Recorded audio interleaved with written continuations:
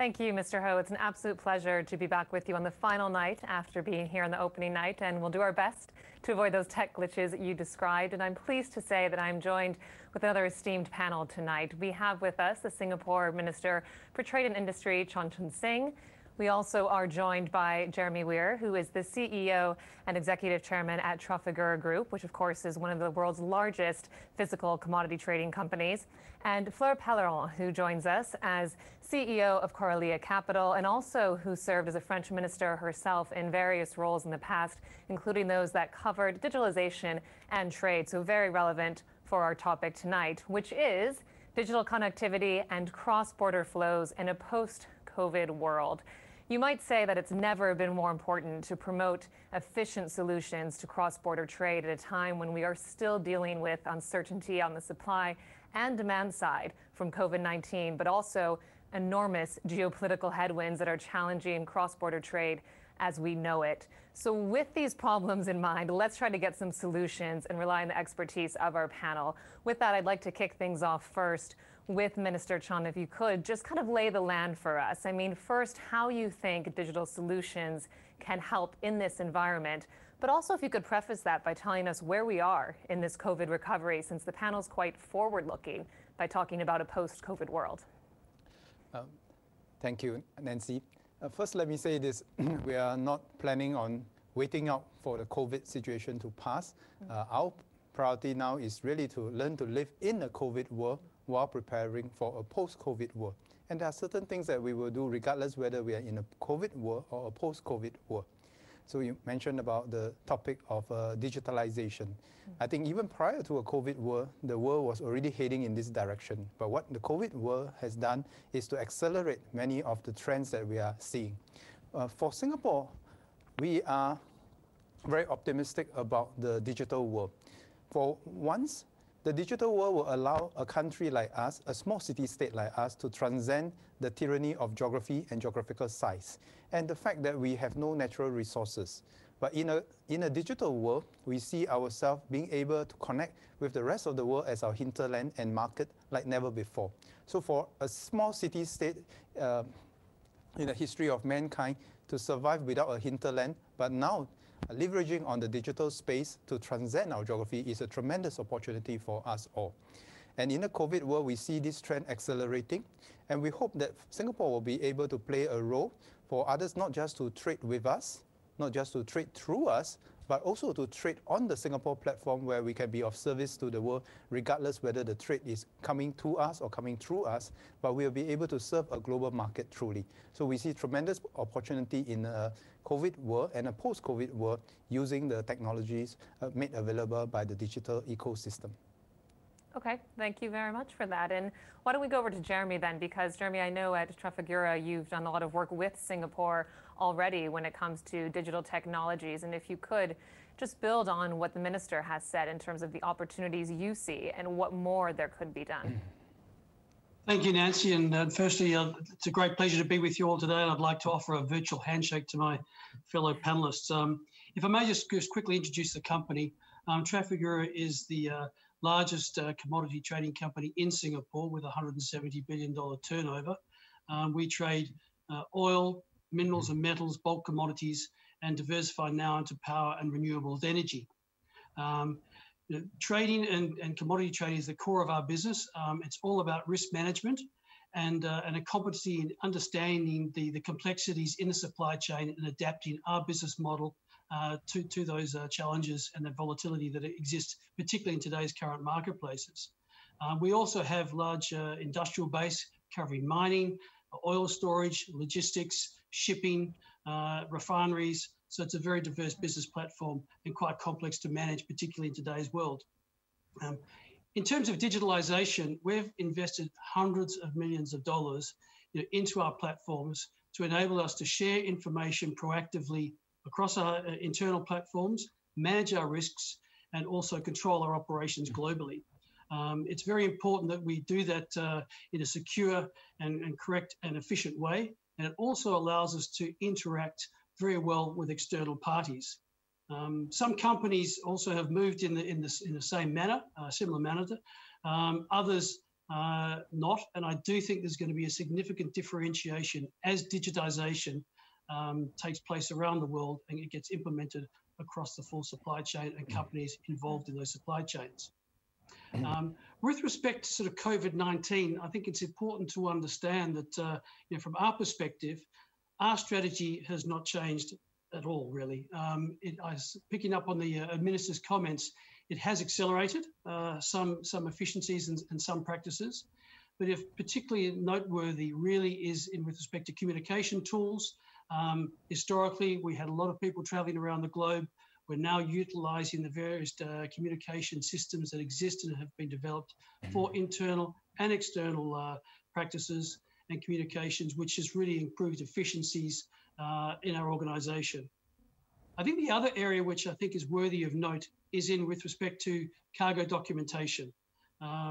Historically, we've seen, quite a, if you like, an old style of transferring this type of information through documentary processes and procedures.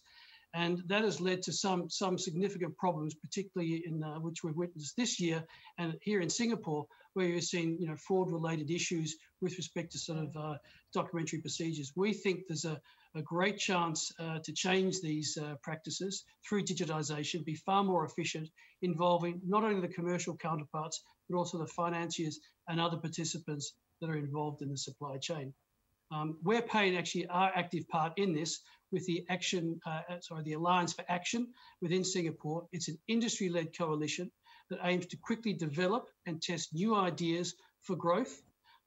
One project is the supply chain and digitisation of the supply chain. And we've already organised 7 workshops and engaged nearly 50 parties across the supply chain to see how this can be improved. I should also add that Trafigura is a strong supporter of the Singaporean government's initiatives, such as the Emerging Stronger Task Force.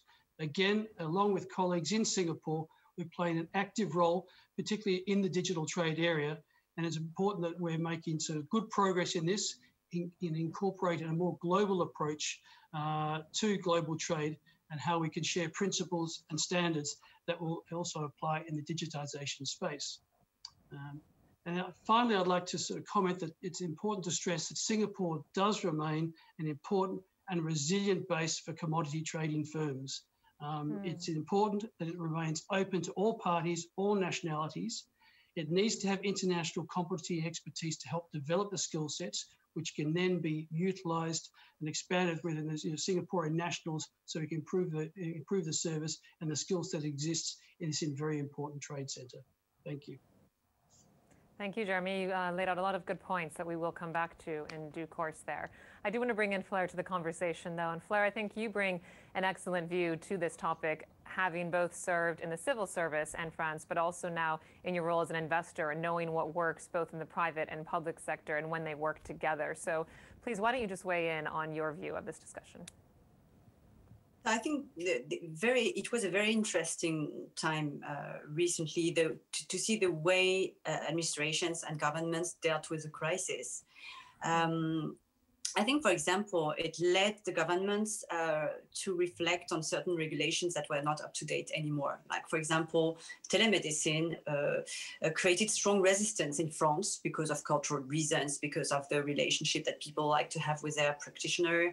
And so maybe the state was a bit reluctant to liberalize, the exercise of telemedicine. But, during this lockdown period, it was obvious that for many kinds of reasons, we had to encourage and to lift the barriers or the hurdles to the deployment, the general deployment of telemedicine. So maybe in this kind of times of crisis, the governments has to become a bit more agile, and in a state like France, where the government and the state has a very strong footprint, is very present, a lot of things are expected from the government. Sometimes it tends to be a bit conservative. And I think times of crisis like that can lead to necessary reforms. So that was for the positive part. Then on the corporate sector, and it's true, it was very interesting for me to live the situation from a private sector point of view. I think I was very impressed by the resilience of big corporations, but also smaller businesses, because I'm more in touch with startups. And I was quite impressed to see how smoothly, in most cases of what I could witness, how smoothly moving to remote work and almost 100% remote labor and work was effective, even in companies who always said before, we cannot move to a remote work because our organization is not fit for that.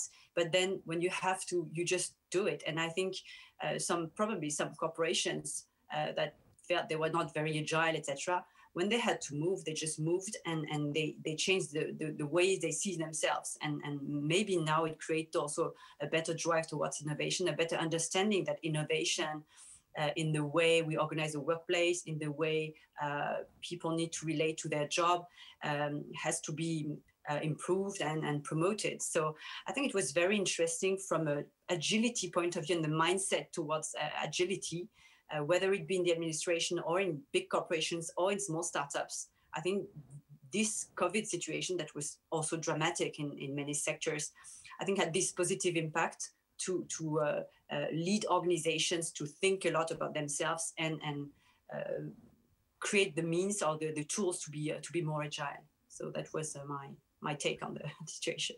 Yeah, no, it's always encouraging to bring up the silver linings as well, not just focus on the risks that are out there. But you said something interesting with this focus on telemedicine, and it made me think more broadly about the investment that's going into the health sector too now as part of these digitalization efforts. And Minister Chun, I had a conversation the other day with another Singapore Summit member who was saying if we look at the comparison to the aftermath of the financial crisis and all the support that was given to the banks, but then to prevent a future banking crisis, do you think we'll get the same when it comes to the health sector and making sure that we are purpose fit for the next pandemic?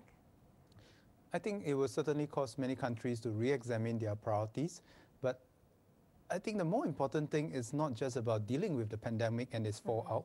I think a lot of countries will need to reprioritize their resources to the upstream prevention rather than the downstream mitigation challenges. So I think for Singapore, our philosophy has always been that it's always better to spend money upstream doing the prevention rather than the downstream mitigation. So I think we'll continue to prioritize that.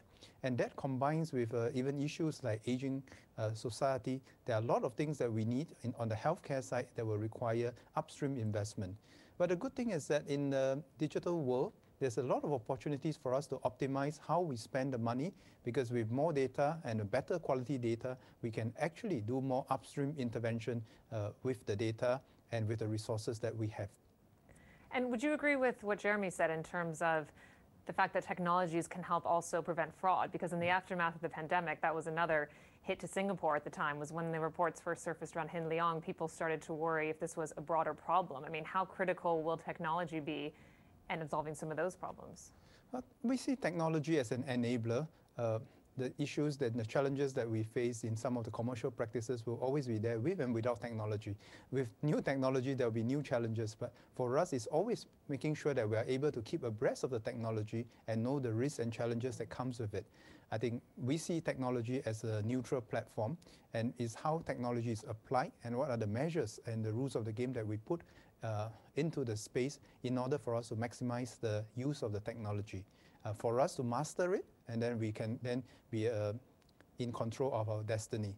But if we are unable to master it, can't be a smart buyer, can't value add using the technology, then I think we'll be at risk with or without the technologies. So it seems to me that the technology push is almost necessary, but perhaps maybe not sufficient in this environment because of what you're dealing with on the macro front. And I just wonder, going back to this question of, I mean, where are we in the recovery? When you look at what's happening in terms of trade activity, trade flows, I mean, how far along do you think we are getting towards a post-COVID world? Our assumption is that the world is not going back to a pre-COVID world, regardless of how long the recovery is. At this point in time, we see three categories of companies, and we have three different ways of helping these companies. Now, the first category of companies are actually companies like Transfigura and maybe many of the ICT companies that are continuing to do well, including many in the biomed sector. And we need to invest resources to help these growing companies to grow even faster, to create better quality jobs for our people. And that is the correct way for us to prioritize our investment.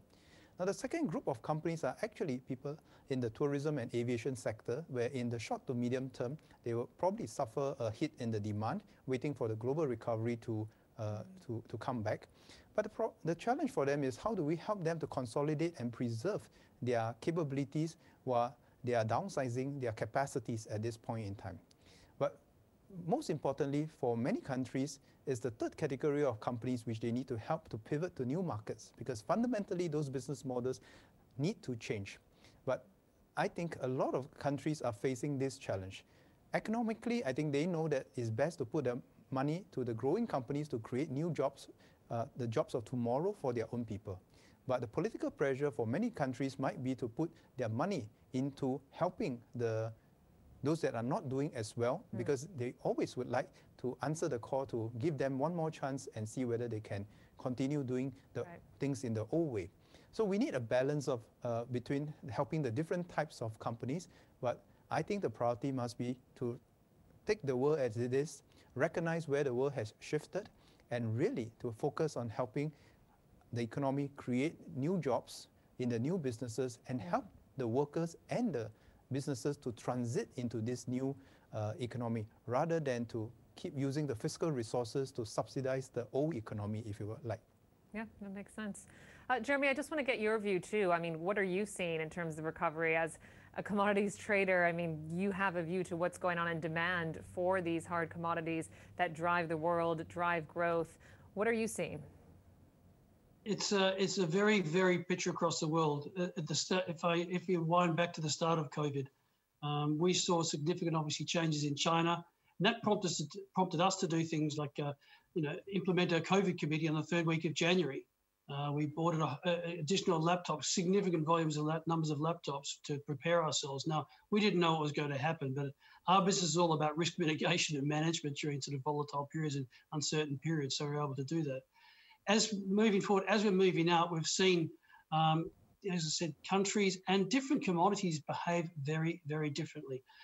Really, oil has probably been the one which has most been greatly affected, because that's all about mobility. And as we've, air travel has obviously been severely impacted.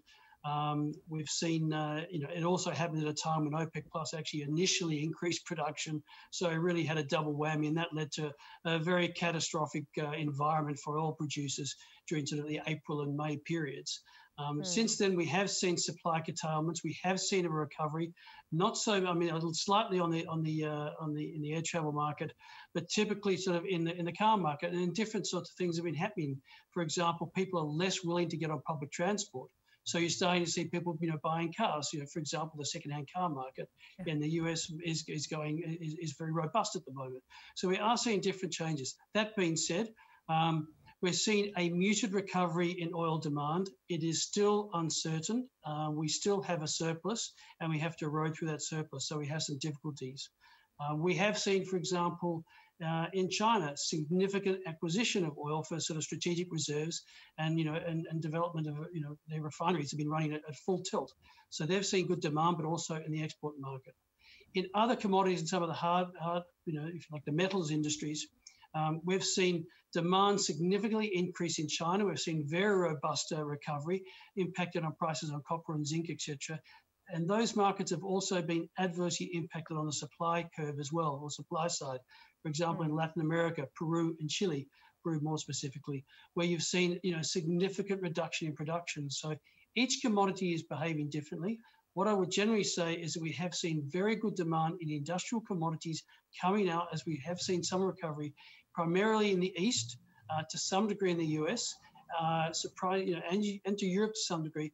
It is below pre-COVID levels, quite significantly below pre-COVID levels, particularly in the West. But I do think in the metal side, supply is actually making the markets more balanced. I remain concerned about the oil market for the next 3 to 6 months. Interesting. On those concerns about the oil market, I'm curious what you think, what role that all the digitalization you've been talking about could play when it comes to alleviate some of the issues we had when it comes to storage that led to that bizarre negative price move in the oil price. I mean, do you think we'll ever get to that area again, or should we be able to resolve some of those issues because of the technology that you're talking about? To me, I mean, in the form of possibly information transfer, yes. In terms of what was the reason for that occurring, it cannot be fixed by digitisation. There's certain practices and certain market conditions which led to that. That was effectively an issue around financial positioning in the marketplace by, if you like, non-physical market participants, not understanding the settlement process around that physically settled contract of the WTI contract in the US. And the fact is there wasn't storage availability, there was a surplus. So basically it was the perfect storm for oil, which related in relation to if you like, a futures contract closeout. Can it happen again? I suppose, yes, it can happen again. Can information and market intelligence probably reduce the ability for that to happen? Possibly, but I just don't think digitisation is the panacea for that type of activity. Yeah, that makes sense. Fleur, I do want to get your thoughts on something else that Mr. Chun said, talking about prioritizing jobs of the future and really what looks more like the future economy rather than just always trying to save what's happening in the old economy. Just give us your perspective, given that you do deal with lots of startups and innovators who are out there. What kind of emphasis do you think should be placed on this? So I think from a public point of view, it's a very difficult topic to handle, because we see that the new economy creates jobs, but probably not enough job to replace all the jobs that would become obsolete because of the automatization, artificial intelligence, etc. And I think that that's really the responsibility of the public sector, of the public, politicians and the governments, to anticipate what's going to happen on the job market not in the next year, but in the next 5 to 10 years, and to work upstream, as was said before, on what are the needs of reform in the education system, what are the new jobs that are going to be created, and how do we train the people, the young people, but also how do we train all lifelong people to transition to other jobs according to their skills and capabilities. And that's really a question that the private sector alone cannot solve. So it's really demands a great vision from politicians. And the problem is that usually politicians, and I was a member of government, so I know that, have a sort of short-term view, because they think about the next elections, and the next elections usually are in 5 years when you start office. So it's very difficult to have a long-term agenda and to carry a long-term agenda when you've been elected. So that's really, for me, I'm speaking from a French point of view, but I think it's the same in many European countries. Maybe it's not exactly the same in Singapore, but in these countries with old traditions and with very heavy legacies, it's very difficult. And I was very surprised, for example, in the last elections, this question of, the impact of automation and artificial intelligence on the labor, on work, on the work organization, and on the needs to train the population was not a topic during the election. It was not really discussed. Like, what are we going to do with all these people who are going to become redundant because of digitalization? And probably COVID has accelerated this process. And it was not really a topic that was discussed during the presidential election. And when it's not discussed during a presidential election, I wonder when it can be discussed. So I think this crisis should also show us that there's a lot of uncertainty in the years to come, because we're speaking about digitalization and automatization, etc. But there's also the way globalization is going to develop in the coming years, because we saw a sort of move towards deglobalization and regions wanting to become more autonomous, more independent from the others, from the other countries, maybe a bloc around China, maybe a bloc around the US that will be less prone to trade together. And that will have a very big impact on the way big corporations and multinational work. So uncertainty related to digitalization, to perhaps deglobalization, perhaps more focus on sovereignty, economic sovereignty, all that is definitely something that politicians should think about in terms of what will it imply for our population, for the training that are required for the people, and I think it's one of the biggest challenges in the years to come for governments.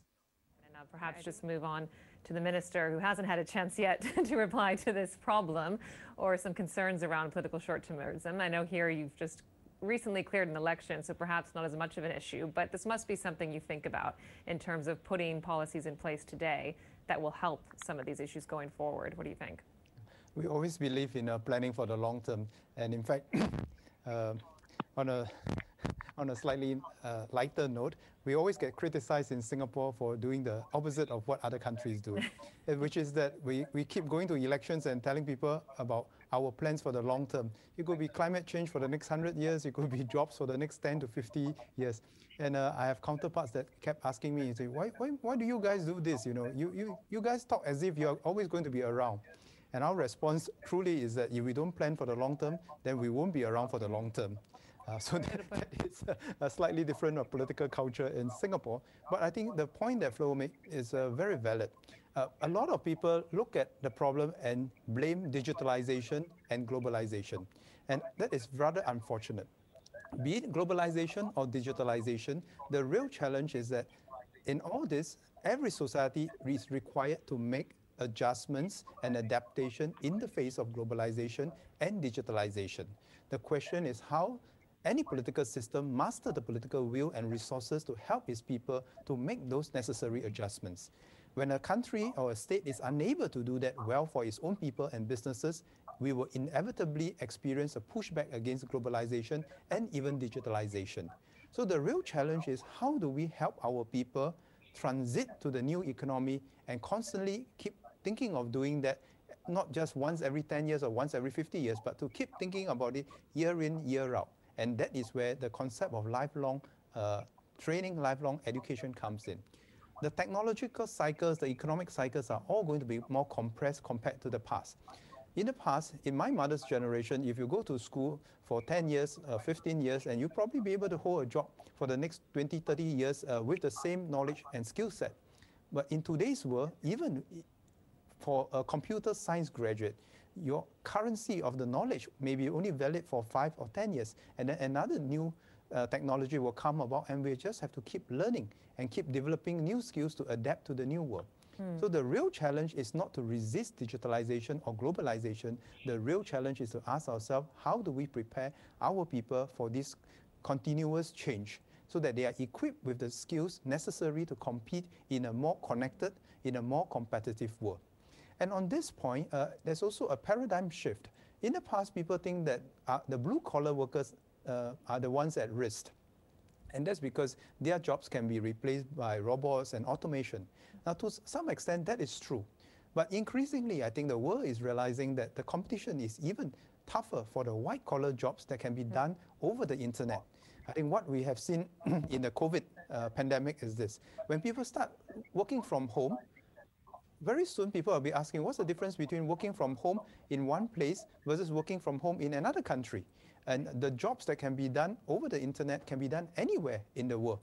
And because of this, the white-collar jobs will no longer have the geographical insulation that you used to have, and it will become much more competitive, a much more connected playing field across the entire world. And this is why even the white-collar workers would require lifelong learning in order for them to stay competitive and to have a job. In Singapore, we don't believe that we will run out of jobs because we have 3.5 million jobs for 2.5 million Singaporeans now. More automation is definitely better for us. More digital trade is better for us. But our challenge, just like anybody else, is how to equip our people that are being displaced by the digitization and the automation, how to equip them with new skills so that they can move on to the new economy and continue to support this strategy and policy of ours to keep being at the forefront of technology, to seize the new opportunities, looking for tomorrow's jobs rather than just hoping that yesterday's jobs will come back once again.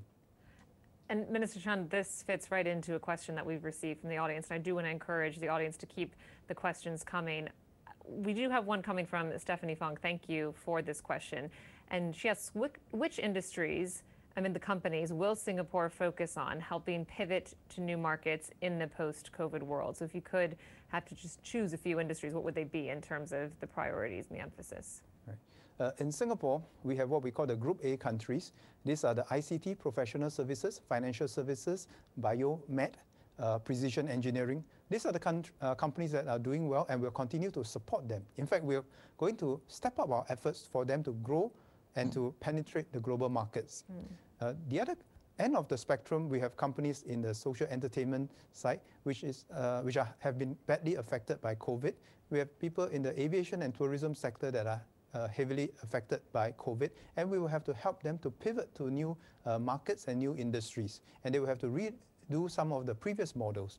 For example, looking at tonight's program, in the past, we would have all gathered together physically in a hotel room, and then we would be exchanging cards, we'll be talking to one another.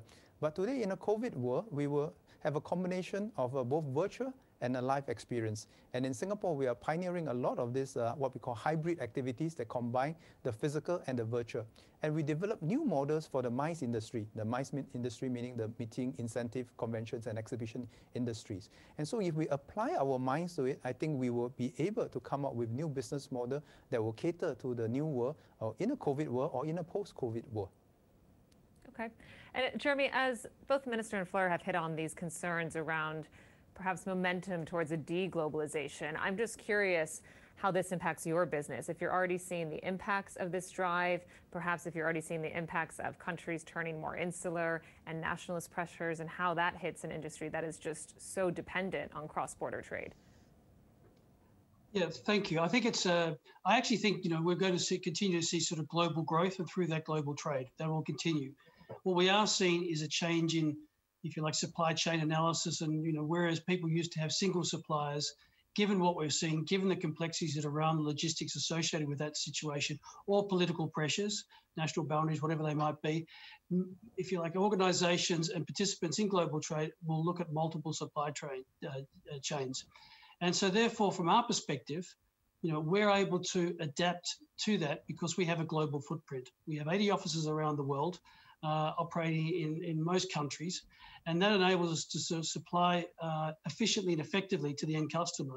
Now, the problem is that those market vagrancies mean that you have to adapt very, very quickly to changing dynamics in markets in terms of supply and demand, and if you like, political decisions, which may prohibit you from taking one product or commodity to another country. So therefore, as a result of that, while obviously complying with international laws, my view is that we actually are well placed, given our global footprint, given our market intelligence, to adapt to those changes that may well occur.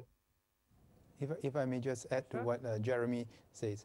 I think in the past, many people would be just primarily concerned with efficiency, but I think now people are much more concerned with resilience. So there will be a reshuffling of the global supply chains and the global value chains. And from Singapore's perspective, we believe that if we position ourselves well, there are actually more opportunities for us. Because in Singapore, in the past, people might have never considered us as part of their global supply or value chains because they think that we are not the lowest cost country. But through the pandemic, I think people have seen the reliability of the Singapore system. And because of that, more investments are attracted to base out of Singapore to continue to serve the global markets, even in the midst of a pandemic and other crises that may happen in the future. So for us, our policy is to make sure that we maintain a forward-leaning posture, an open posture to trade, so that people can have confidence to base their operations out from Singapore, regardless of the situation, be it in peacetime or in crisis. That's very interesting. I mean, Jeremy, would you agree? Do you think people are perhaps willing to pay more, willing to adjust in order to have just-in-case security, if you will, with their supply chains? I think, you've obviously had just-in-time sort of inventory management around the world, and that's probably, maybe it's too late in some circumstances. But picking up on what the Minister said, I think the main thing is surety of supply and having the right, if you like, platform, legal framework, financing framework to be able to implement, have an efficient supply chain, as efficient as possible given the market dynamics, and Singapore provides that. So therefore, I think it's our business is about adapting to market changes and providing the right platforms to ensure that we can be as efficient and effective as possible. And digitization does actually help you improve efficiency. We've seen it in our own business. So I think despite some of the other challenges, we can still be very efficient, and it doesn't necessarily increase in costs to the end consumer. All right. And Fleur, I do believe we've restored the connection to you. Thanks for bearing with us. You left off talking about some of the problems with political and private sector mismatch, if you will, or perhaps their time horizons not always being aligned. So what do you think the solutions are that we should be paying attention to? I mean, in your experience, what worked well? So what worked well was that when I tried to design a policy that was going to apply to the private sector, I tried to involve the people this regulation was going to be applied to in the conception, of this regulation. For example, I worked a lot on the crowdfunding regulation, and I involved a lot of players, lawyers, so a lot of stakeholders of the future regulation in the conception. So by design, this regulation was, I think, very well crafted, because all the collateral damages were, eliminated during the conception of this regulation. The problem is that you cannot do this all the time because it's very time-consuming, and people in the private sector, they don't have much time, to dedicate to be in working groups with the administration. But this produced very, very good results, because, as I was saying, there was no, effects that we had not anticipated that were negative due to this regulation. So I would increase the co-construction whenever that's possible and whenever that's feasible between private and public sector. And then I would really try, and maybe that's, constitutions or the way the political culture is organized in countries. So it's not very easy to change it like this, overnight. But I would really try to change institutions and to change maybe constitutions, so that the horizon, so that governments are incited to have a more long-term vision. Because I think in our countries, unfortunately, the political cycle is too decisive and takes too much room, against the long-term interest of the population. But there's no easy solution. Yeah, no, I understand. Well, as we are talking about political cycles, of course, there's a big election coming up in the U.S., and we have had another question come in. This one is directed to you, Minister Chun, again. On the issue of cross-border trade, what is your take on how a Biden presidency would impact the regional trade picture versus a Trump re-election? This comes from Phil at Bloomberg News. From Singapore's perspective, we will work with any president that the American people elect. I mean, we don't have a choice as to who the American people elect. But I would like us to perhaps focus a bit beyond the personalities that we talk about. And I think whether is it the Biden presidency or the Trump presidency, I think we have to understand some of the fundamentals that the driving forces behind the U.S. policy administrations. And if we take that perspective, I think the geostrategic interest, the geoeconomic interest of the U.S. in the region will continue regardless whether it's a Trump presidency or a Biden presidency. The U.S. has enduring interest in the peace and security and the economic prosperity of Southeast Asia and for Asia as well.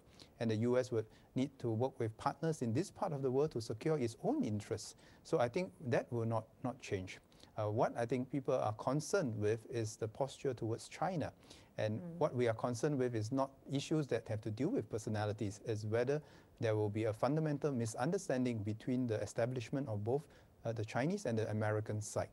And what worries us is that with a reduced interaction between the leadership and the younger generation of both sides, then we might inevitably have planted the seeds of a future misunderstanding. I think what we need is a greater interaction between the two superpowers so that they understand each other, they understand where they need to work together and where they will compete with one another.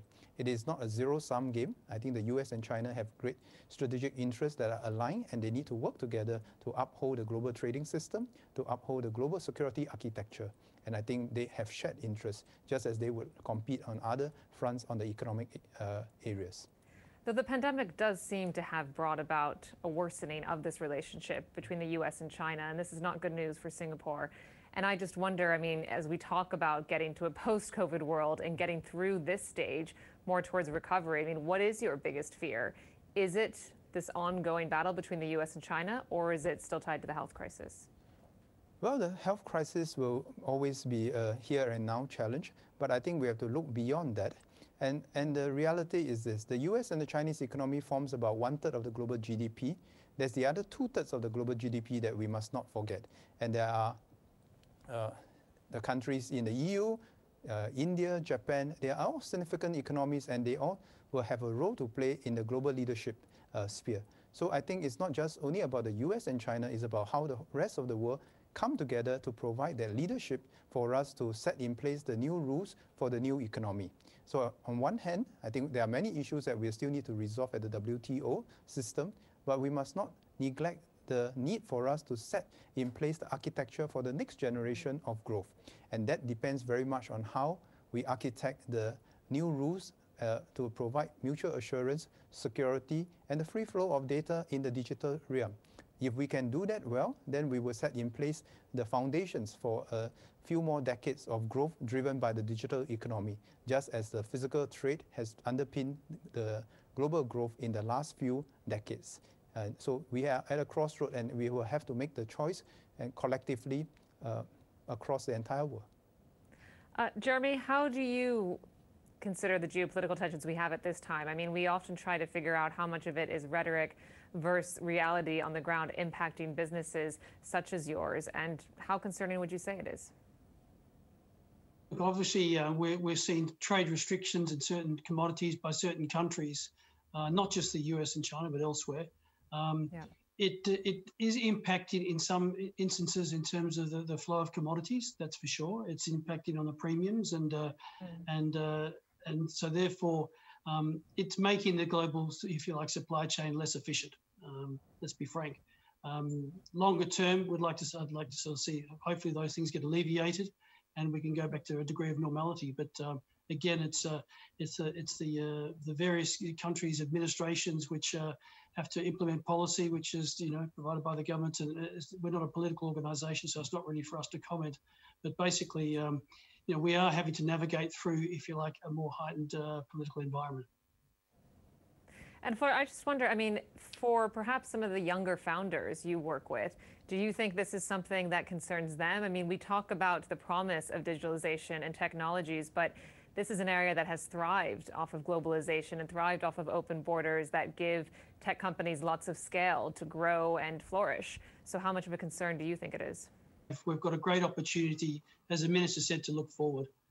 I see fantastic opportunities within our organisation, in industries global, throughout the globe. For example, the Green Deal in Europe provides enormous opportunities to look at alternative fuels. We're involved in an organisation looking at different sorts of marine fuels, different sorts of technologies. This is not a time just to sit back and sort of, lament on the current sort of health environment of the world and its population. It's a time to actually look forward and seeing how can we adapt, how can we utilise the current sort of circumstances we're in to make it a better place. Our organisation has a role to play with that through the skill sets that we have. And what I would say is, my partners and the employees of the organisation, despite the hardships many of them gone through, for example, in India, still working from home since March of this year. We've got 700 people sitting at home, very difficult environment for them. We've got to provide support to them, but we've also got to provide an outlook which is optimistic and positive, and a platform which they can develop their skills.